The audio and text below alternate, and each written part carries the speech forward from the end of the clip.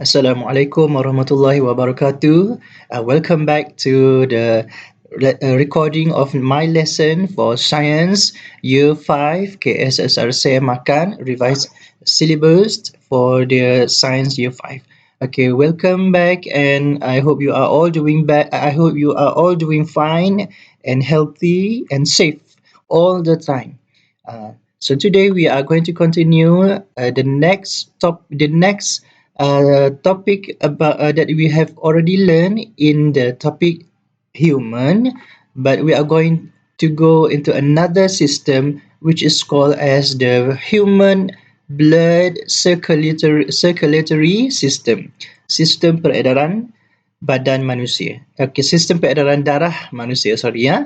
Okay, so let's look at the textbook, the digital textbook that we already have, and maybe if you have the hard copy of the textbook, you can also refer to yours now. Okay, now the human blood circulatory system, peredaran darah, sistem peredaran darah. So the situation right here, they are having blood donation event. So are you ill, Dad? Adakah kamu sakit? No, oh no, I am just donating blood. Saya sedang menderma darah. Jadi kalau kena derma darah tu tentu sekali they are using the macam syring tu and the needle to get our blood into the blood bag. So dia tengok sana, dia tanya sakit ke? Tak sakit, dia kata. So of course sebenarnya memang the procedure is not that painful. So donating blood is a noble act. Betul. Satu tindakan yang mulia to help those who are in need and in any area, in any event lah sebenarnya. Especially during this season where the pandemic is occurring. So kita memerlukan bantuan dan derma darah untuk menyelamatkan banyak nyawa manusia. Bila berlaku bencana, disaster or accident during any season, bila berlaku benda-benda macam ini, hospital sangat-sangat memerlukan darah. So kita, if you have the pleasure, kita boleh menderma darah. So the blood circulatory system plays an important role in our body. The system transports oxygen. Okay, I would like to highlight this first. Okay, kita jumpa oksigen, dia kata. Yang pertama, dia transport oksigen. Okay. Dia transport oksigen. Okay. Kemudian, it transports nutrients. Tengok dekat sini. Yang kedua, bahan yang ditransport is nutrient. Next is water. Okay. And waste products. Apa itu waste products? Bahan kumuh. Okay, seperti such as the carbon dioxide. If you still remember, dalam satu tajuk di tahun 4, we learn about excretion, perkumuhan. So the excretion product, one of them is the carbon dioxide. Oksigen kita gunakan dia, nutrients pun kita guna, water or kita gunakan juga. Waste product is a waste. Kita mesti remove it. We must get rid of that. Okay, so the main parts involved in the human blood circulatory systems are the heart, jantung, blood vessels, saluran darah, blood itself, darah itu sendiri, and the lungs, paru. Jadi ada 4 bahagian utama yang terlibat. There are 4 main parts involved in the circulatory system. Circulatory system mesti ada 4 ni. Okay, so let's look at the function of each part involved in the blood circulatory system. So the first part yang dalam bulat ni ialah the heart. So our heart is the organ that pumps blood to the lungs and the whole body. Jadi dia pump darah pergi kepada paru dan juga kepada semua anggota badan. So dia cakap every time the heart beats, apabila jantung kita berdegup, blood is pumped in and out of the heart. So pumped in and out of the heart. The heart has two sides. Ada dua bahagian. The left side, yang bahagian kiri, pumps blood that is rich in oxygen.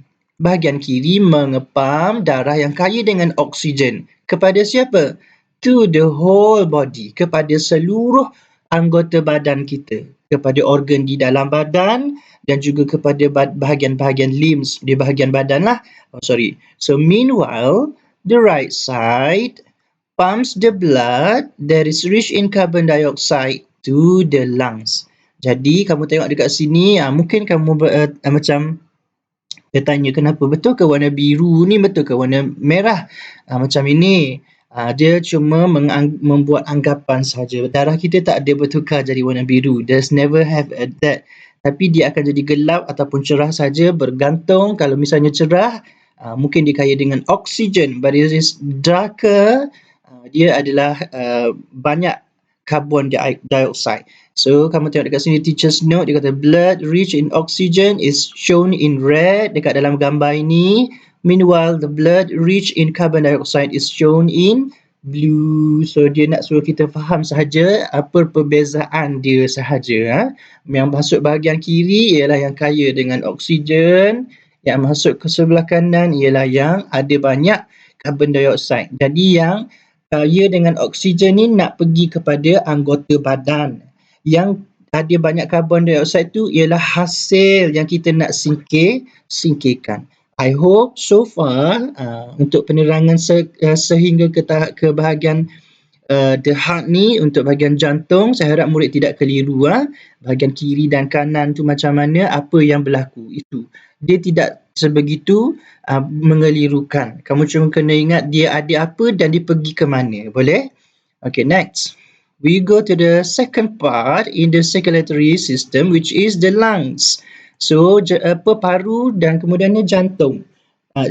Jantung dan sekarang ialah peparu. Cikgu asyik tersasul saja sebab kesejukan.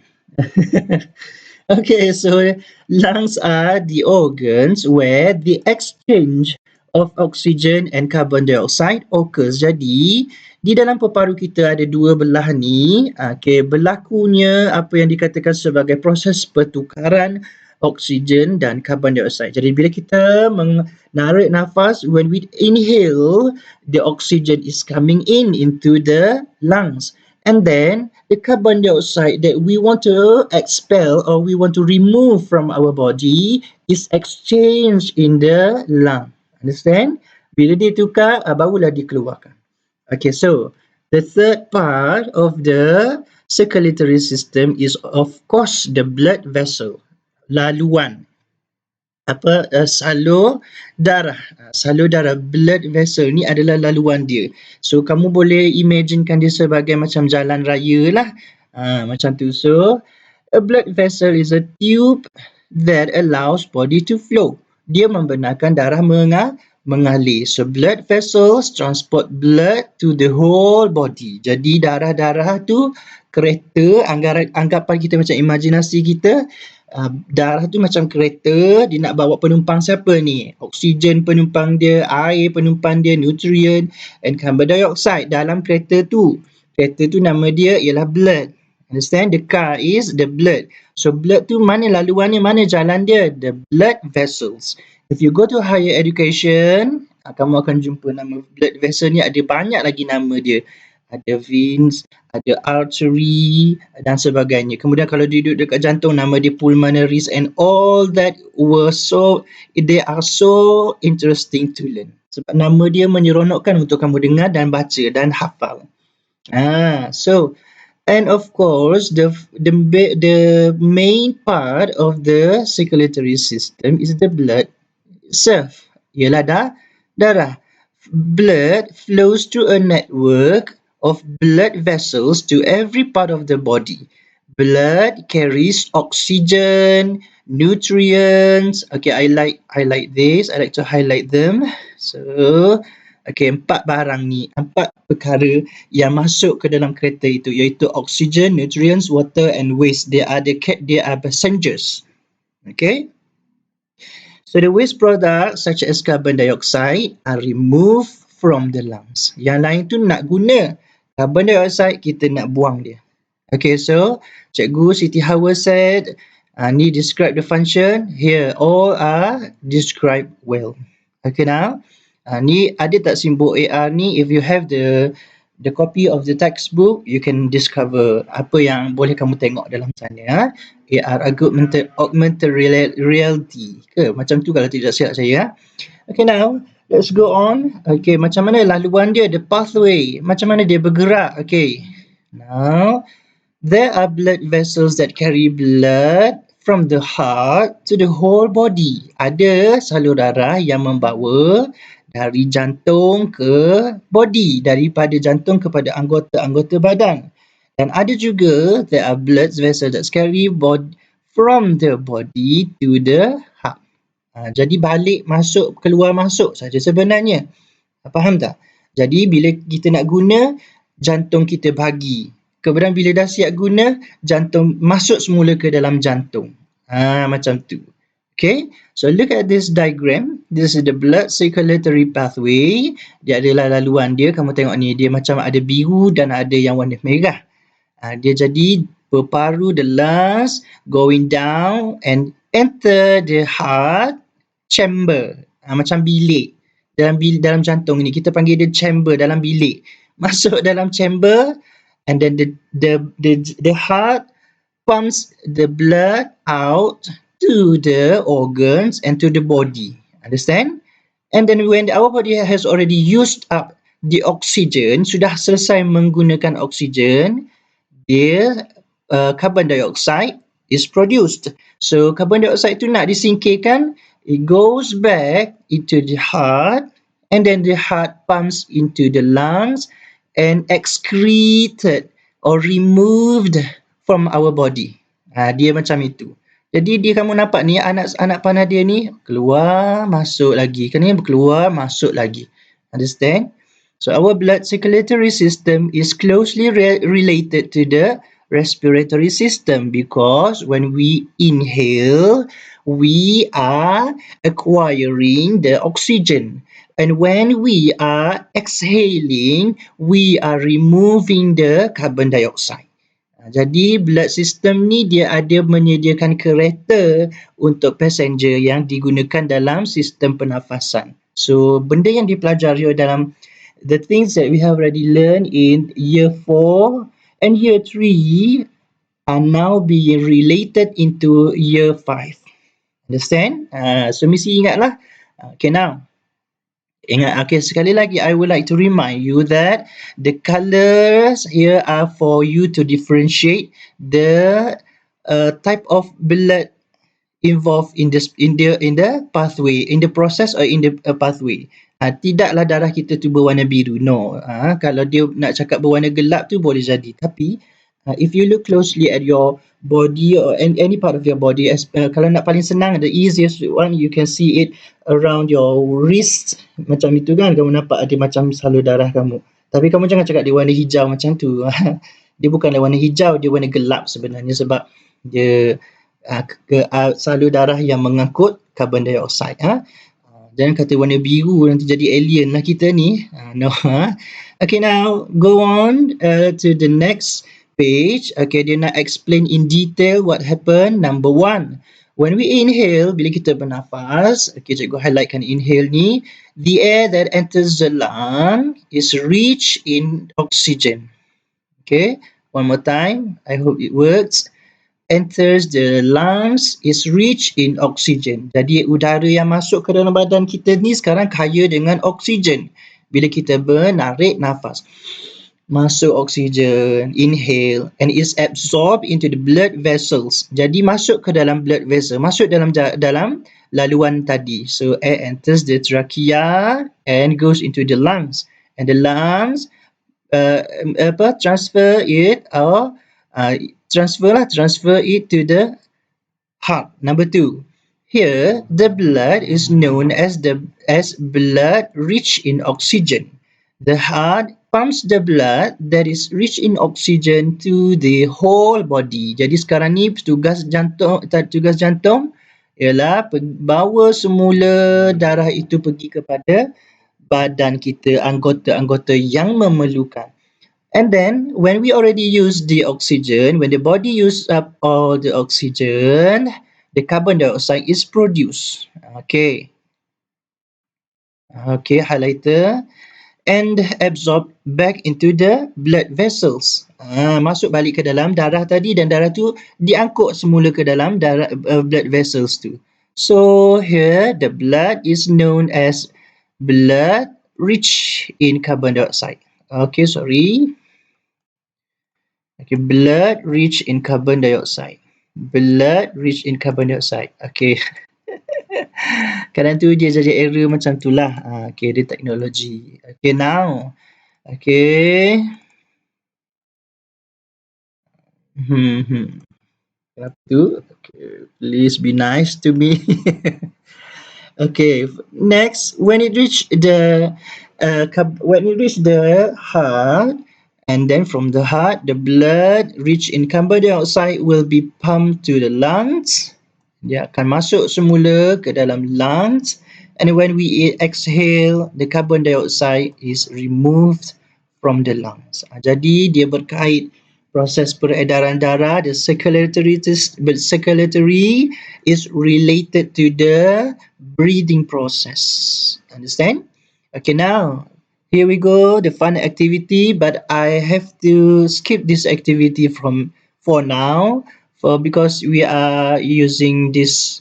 We are not having time to have a face-to-face session, but I promise you we will do it in class later on. Okay, so for the students who are not from my school, I hope you can do it at home.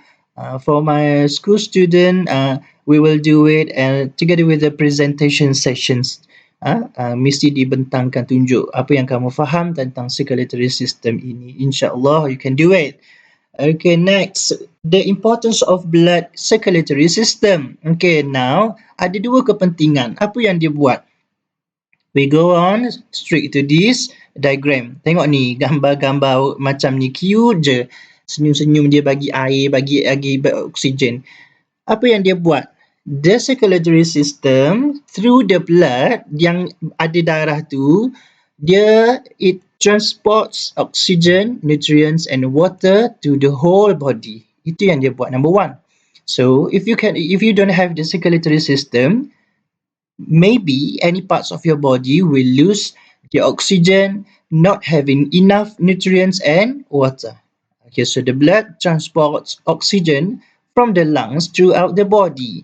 The blood containing nutrients absorbed from the intestine is brought to the heart before being pumped up to the whole body. So macam ini. So darah itu kan dia dah pergi masuk ke dalam jantung dah bagi kepada anggota-anggota badan. So ada juga di dalam darah itu ialah nutrien. Kita highlight sini. Nutrien di dalam darah. Darah yang membawa passenger bernama nutrien. So dalam kereta dia bagi, bila jumpa dengan intestine, apa itu intestine? The usus, sama ada usus besar, the large or the small intestine. So intestine akan menyerap nutrien itu. Jadi darah yang pergi kepada bahagian-bahagian ini akan membekalkan nutrien. Okay. Secondly, the circulatory system also transport the carbon dioxide and waste products from to be removed from our body. Jadi satu dah macam tadi kita dah bincangkan, dia mengeluarkan ataupun dia menyingkirkan carbon dioxide. And we can see also the urea. You know urea? It is inside the urine, isn't it? Ia juga disingkirkan. It is also excreted by excretory system which involve the blood. Jadi darah kita ni dia bawa carbon dioxide. Jadi pada masa yang sama di dalam darah juga ada sisa yang seperti urea tu yang akan disingkirkan sebagai urin dalam air kencing. Understand? Bersama dengan air, mineral yang tidak lagi berguna. So dia ada dua kepentingan kepada kita, kepada manusia. Okay, now going down to the next page. Okay, so I have to open the second part. Itulah dia, saya sudah download daripada apa? The digital textbook from the lima. So they have to separate it into a few parts so that it can be downloadable. Kalau tidak, saiz dia besar, it's okay lah. As long as we can refer it anytime and anywhere.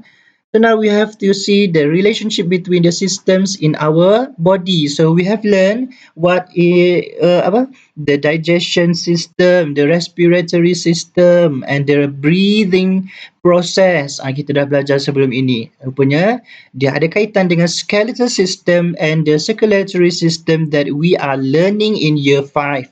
So each system has its own function. Each system is related to one another. Memang mereka ada kaitan.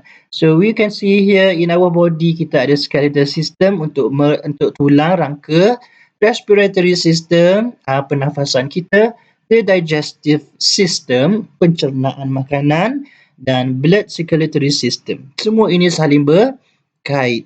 So let's review them. Okay, dia pun kata dekat sini, kalau in respiratory system, the respiratory system transports oxygen. Okay, highlight. Respiratory system transports the oxygen. It depends on the blood circulatory system to transport oxygen to the whole body. Jadi, dalam sistem pernafasan, the breathing or the respiratory system, so macam mana nak pastikan oksigen itu sampai kepada anggota-anggota badan? Ia bergantung kepada circulatory system, which is done by the blood, yang dibuat oleh darah-darah dalam badan kita, sel darah. Jadi dia berkaitanlah tu.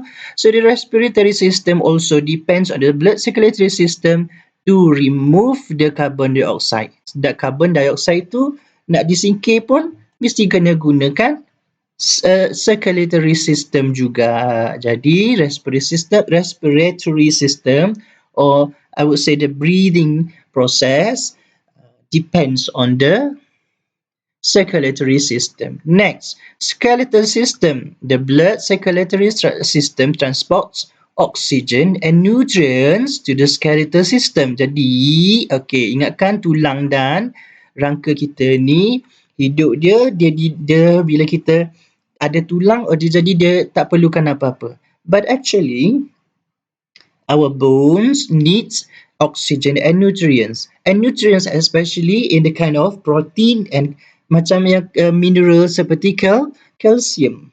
Sebab itulah bila kita makan, kita memerlukan makanan yang seimbang dan kita perlukan sesuatu untuk menguatkan tulang kita.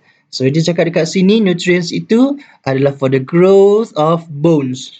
Masa mula-mula kita kecil, tulang kita ni lembut, tulang kita ni rapuh, fragile. Tapi when we grow up, we acquire more and more amount of nutrients, especially those which helping in the growth of our bones.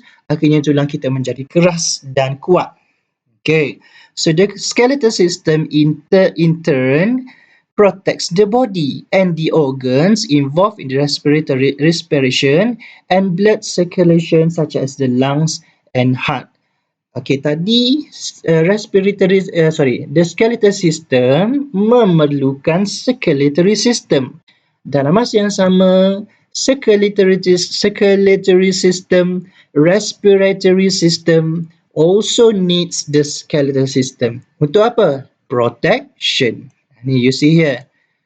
Kan ada tulang rusuk tu, dia membantu untuk mengekalkan keadaan selamat bagi kita punya organ dalaman, the internal organs.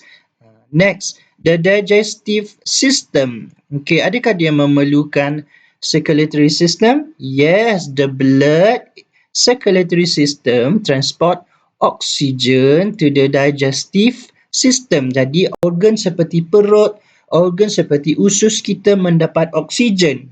Okey, barulah dia boleh berfungsi. Dan pada masa yang sama, the digestive system supplies nutrients to the organ. Jadi, sebagai balasan dia, hasil daripada pencernaan tu, dia membekalkan nutrien kepada organ-organ yang ada di dalam badan kita seperti jantung untuk terus membuat kerja dia, mengepam darah. Okay, next.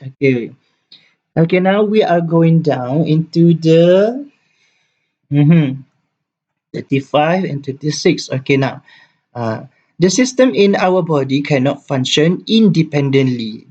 Kalau misalnya sistem respiratory dengan sistem circulatory, dia tidak boleh bersendirian, independently. It must work relatively. Mesti bekerja saling berkait. Okay, now, if one of the system fails to function, other system also will be affected. Kalau salah satu saja sistem tu ada masalah, jadi dia kata akan berlaku kesan kepada yang kawan-kawan yang lain, sistem-sistem yang lain. Ya ke? Okay, so situation 1. Okay, there, kawan ni apa? Choking on a food. Dia tercekik makanan. Itulah akibat dia bila bercakap masa makan. Kalau orang tua-tua cakap, kalau waktu makan, please slow down, kunyah betul-betul dulu before you swallow. Makan sebelum kamu telan tu, kunyah dulu betul-betul. Dan pastikan janganlah bercakap banyak sangat. Ni tidak. Dah lah tak nak duduk diam, nak berdiri, nak berjalan, lepas tu nak bercakap banyak lagi, we choke accidentally. So, apa yang berlaku? Okay, dia kata choking can disrupt several system in the human body. Okay, apa yang berlaku sebenarnya apabila kita tercekik makanan? Okay, I would like to zoom in the size of this view. I hope it reach your view well. Okay, kamu nampak warna hijau tu, makanan yang tersekat. Dia sekat dekat mana? Okay, dia nak masuk yang mana satu? Do you remember the word esophagus? Dalam sistem apa? Yes, digestive system. Ya, betul. Dalam kita nak makan, salur yang membawa makanan dinamakan sebagai esophagus. Ada di dalam leher kita. What about trachea? Duduk dalam sistem apa pula trachea ni? Trachea ada dalam sistem respiratory system. Okay, so dia dalam leher kita, dua-dua dalam leher kita. So kalau salah masuk macam mana? Sepatutnya makanan masuk dekat makanan nak masuk dekat respiratory ke nak masuk dekat digestive? Digestive system. Nak masuk dekat trachea ke nak masuk dekat esophagus? Masuk dekat esophagus. So sekarang ni bila kamu makan, kamu tercekik, when food stuck in a person's throat, tersekat di dalam tekak kamu, his or her digestive system is disrupted at the esophagus. Jadi ada gangguan dekat kamu punya esophagus. Apa yang berlaku? Bila tersekat dekat esophagus itu, the air will be blocked daripada trachea. Itu yang menyebabkan jadi sukar bernafas. Keadaan tercekik makanan ini mungkin nampak macam ringan, mungkin nampak macam small incident, but it is not. It sometimes cause or maybe death. Boleh menyebabkan kematian. It is something that we need to avoid at all times as possible. Semampu boleh kita mesti makan dengan berhati-hati, makan dengan beradab, dan pastikan kita makan tu kunyah dulu betul-betul. Jangan semua benda telan, lepas tu sibuk nak bercakap, lepas tu tak ingat apa yang ditelan. Kita tengok dekat sini. Dia masuk dekat esophagus, kemudian dia tersekat dan dia menyebabkan laluan udara kita terganggu. Jadi kamu tidak dapat bernafas dengan baik. When this situation happens, kamu tak dapat udara yang mencukupi, kamu boleh jatuh pengsan dan sebagainya. This will cause a disruption in the respiratory system. Because breathing becomes difficult. Nak masuk laluan udara tu jadi sempit. That is not a good situation. Jadi kalau misalnya dalam murid-murid yang menyertai Persatuan Bulan Sabit Malaysia, Saint John's Ambulance and all, maybe they learn about how to do the Heimlich maneuver tu. Letak tangan dekat sini, lepas tu tarik dia keluar, keluar makanan tu, ataupun biasanya Heimlich maneuver lah, tarik peluk dia, betul letak tangan dekat sini. If I can teach you, but I think you can Google it on how to do the Heimlich maneuver. Buat macam tu, keluarkan dia. Okay, now the second situation is where your bone is a fracture. Bukan your bone. When someone's bone is fractured. So patah tulang dia. So fractured bone can also disrupt several system in the human body, dia kata. Jangan ingat kalau bila sakit tulang, patah tulang, ingat tulang saja yang terganggu. When we are having this situation, the fractured bone also, if dia kata affects the circulatory system. Okay, memanglah kan, sebab dia a part of the system. And at the same time, the arm becomes swollen, jadi bengkak, lebam. Kenapa jadi lebam? Because the blood flow in the blood is disrupted. Jadi terganggu. The blood is disrupted. Jadi sebab tu dia ada warna biru tu. You remember what I said just now? Kalau darah kamu jadi gelap kerana dia kekurangan oksigen ataupun dia sudah tinggi carbon dioxide. This is not good. So sebab itulah juga for my kids listening to this, or whoever you are viewing my video, my recording session, please be careful. Avoid physical aggression, or I can say if you are socializing, if you are joking around. Saya tahu sekarang ni ada yang suka sangat buat gurau-gurau dan sebagainya, but please avoid hard physical contact. Tolonglah jangan. Gurau-gurau sajalah ataupun nak main-main sajalah. Please avoid those physical aggressive action. Tolong. Bila kita dah patah tulang, it will not be comfortable at all.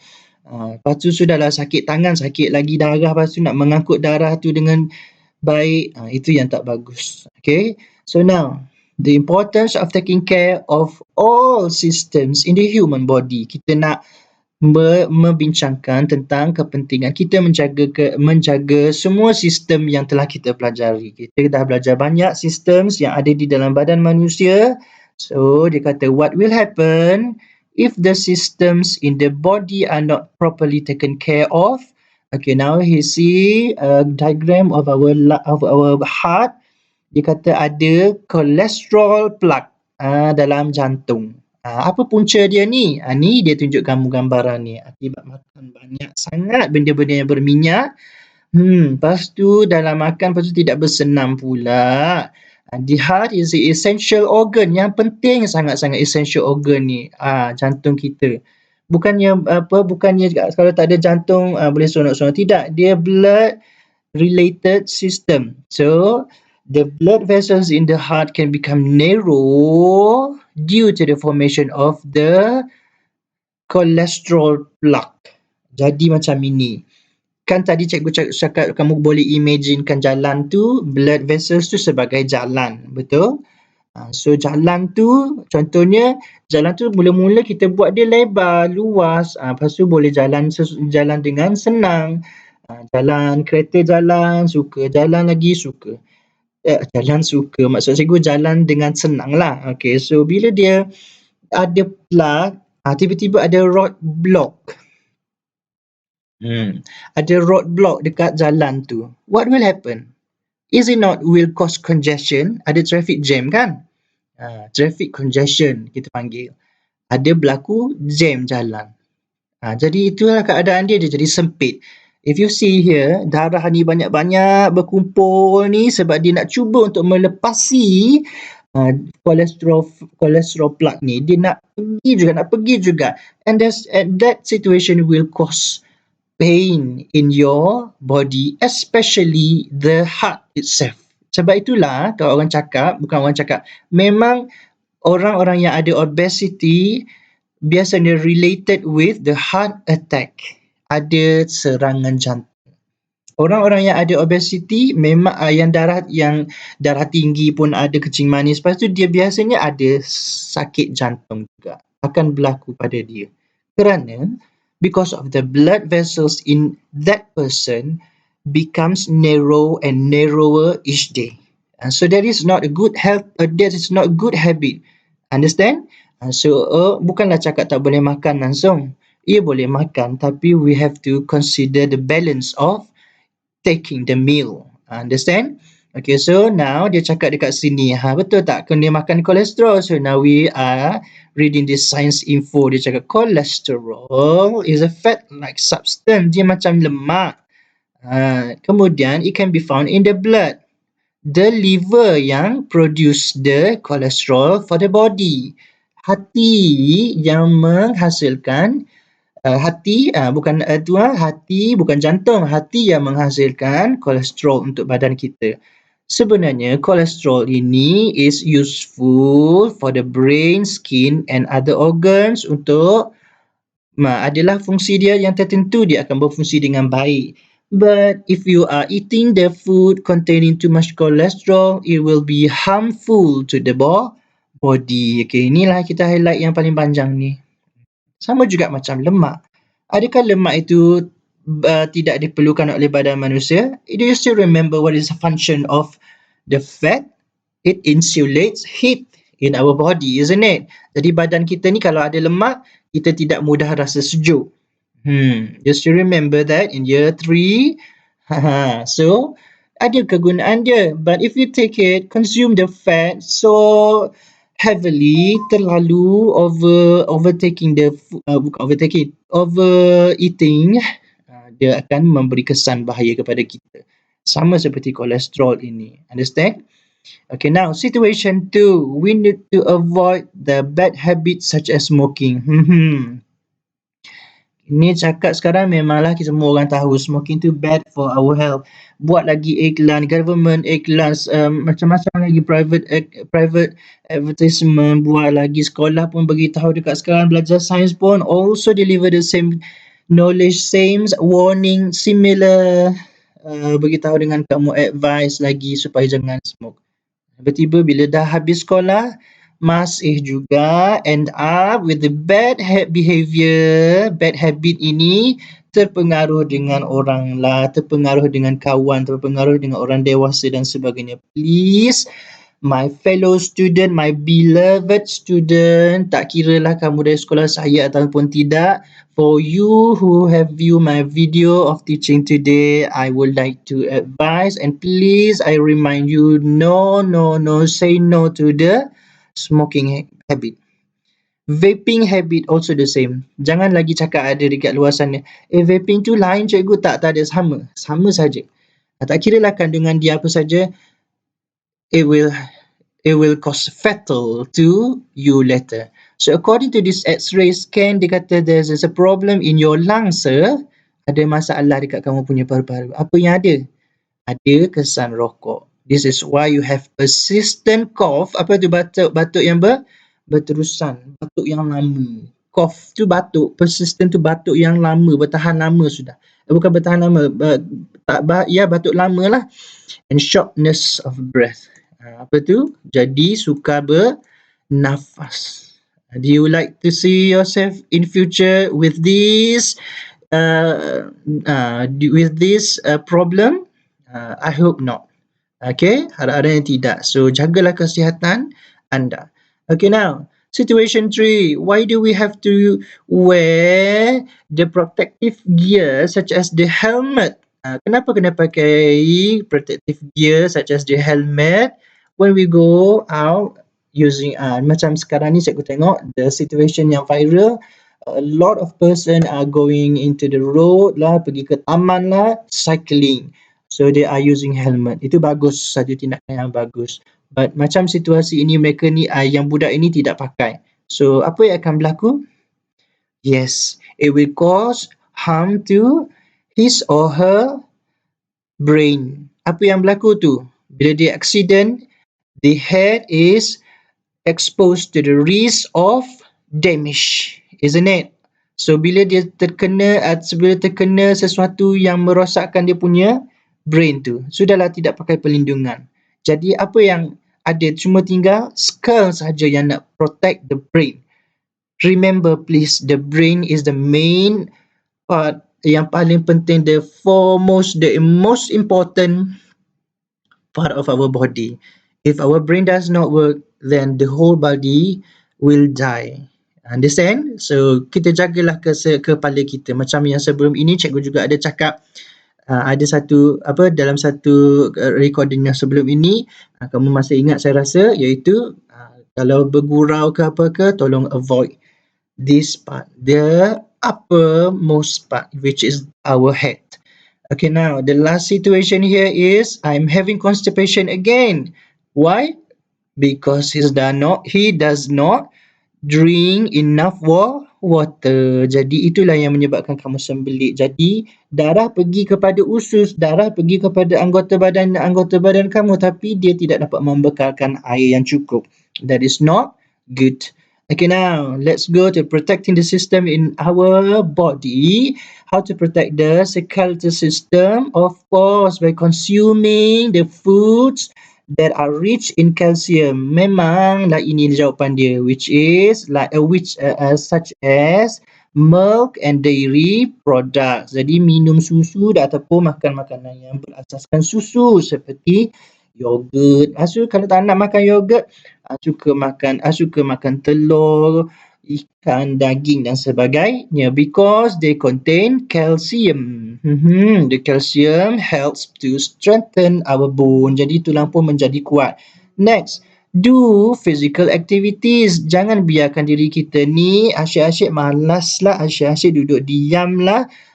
Physical activities actually trains our body and as well as strengthen our bones pada masa yang sama. So if you still remember that we have joints in a lot of parts in our body, kalau misalnya dia suruh rehat saja, lama-lama dia pun keras, jadi dia tak boleh buat kerja apa lagi.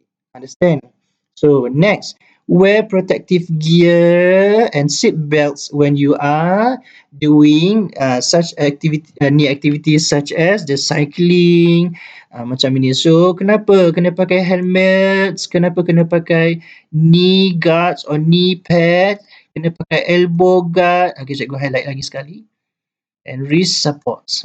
Kenapa kena pakai semua benda ini? This is to protect our skeletal system. Mana tahu berlaku keadaan di luar jangka where you have accident, jadi kamu pun masih melindungi kamu punya tulang dan sendi. Okay. Next, respiratory system. Of course, avoid this thing. What is that? Cigarettes. No to cigarette. No to smoke. No to vape at all. Okay, kuatkanlah jati diri kamu. Alah, kawan seronoknya. No. Kawan-kawan. Alah, tengok orang dewasa, pakcik kata. No. Say no.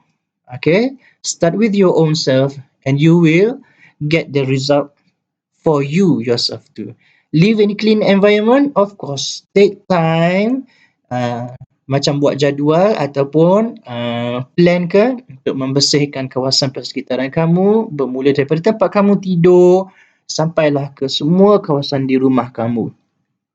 Okay, now wash hand frequently. Yes, in this situation especially, kita kurangkan menyentuh bahagian-bahagian badan kita. Respiratory system of course involve our body, like our mouth, and our mouth and our nose, our facial.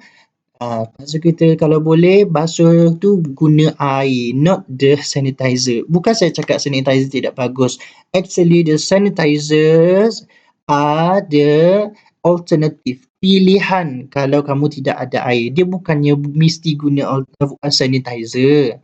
Kita sekarang berada di negara yang air insya-Allah boleh orang kata insya-Allah lah ada banyak in quantity, orang kata tidaklah macam negara Afrika ke macam yang duduk di padang pasir tu, mereka tu kekurangan air. Kita di Malaysia ni insya-Allah kalau tak ada air sangat pun hujan masih ada sebab tapi tak adalah nak pergi basuh tangan guna hujan. InsyaAllah kita masih ada air yang banyak.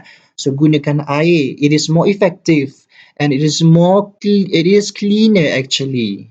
Berbanding kamu pakai sanitizer tu. Lagipun saya tengok bila kamu pakai sanitizer, some of you are not really scrubbing the whole surface of your palm. Understand? So tengok ni dia kaitkan dekat sini. We are to avoid the COVID-19 kat sini. Tengok. So blood circulatory system macam mana pula nak menjaga dia? Reduce the food that are high in fat and sugar. Food that are high in sugar. Kamu tahu sendirilah makanan yang berminyak. Kamu nampak tak ni? Dia ulang lagi gambar ni. Dia nak tunjukkan kepada kita kalau misalnya kolesterol tu membuat roadblock di dalam salur darah kita, mulalah kita pun sakit jantung, sakit dan sebagainya. This is bad for our health. And of course, by doing regular exercises every week, setiap minggu mesti exercise. Kalau tak dapat buat 2 kali, 3 kali, buatlah sekali seminggu pun at least it is still okay. Tapi saranan recommended to do 3 times per week. Supaya jantung kita ni biasa untuk mengepam darah dengan laju dan perlahan. What about the digestive system? How to take care of the system? Of course, eat foods that are rich in fiber, and paling senang sekali ialah take balanced diet. Betul tidak? Jangan makan sayur. Saya nak sihat, saya nak makan sayur saja. I would like to be vegetarian. Bukan saya cakap vegetarian tak bagus, but I think we have to balance our meal. Kadang tu kena ada juga makan yang berasaskan karbohidrat, kena juga ada protein in our meal. Janganlah seharian tu minum saja. Lepas tu dalam minum air manis saja. Tak bolehlah begitu. And of course, drink a lot of water so that it helps our body, it helps the digestive system to run smoothly. Okay, now that is all for the topic. If you look here, okay, this is something that we can do it together later because it is a group activity. And if you look here, ada lagi satu lagi pesanan cikgu kepada kamu sekali lagi dalam pembelajaran kali ini, which is to practice the 3R. Do you remember? Recycle, reduce and reuse. Kamu tengok dia gunakan apa? Dia gunakan botol. So, if you are using the bottles, keep it for the later use. Nanti kita nak guna lagi tu. Janganlah bila dah minum habis buang, minum habis buang. So, sekarang ni kamu ada pakai, kita sama-sama guna semula. Jadi alam sekitar kita menjadi bersih. The environment is safe because of your action. So, lagipun dapat membuat aktiviti yang menyeronokkan. You see here, warna biru lah, warna merah lah. Wow, this is so interesting. For me, I think it will be something that for my students cannot wait. So that is all for the topic, and that is all our lesson about human in science year 5. This is under the theme life science, under tema sains hayat ni. Ini salah satu dia tajuk, dah tamat untuk tajuk manusia. We are going to learn more in plant topic later. So for now, I hope all of you are doing well, stay safe and stay at home. And if you like to continue your lesson with me, if you want to watch more of my recording session, saya mengalu-alukannya. I welcome you with open arms. Okay, so thank you so much. Assalamualaikum.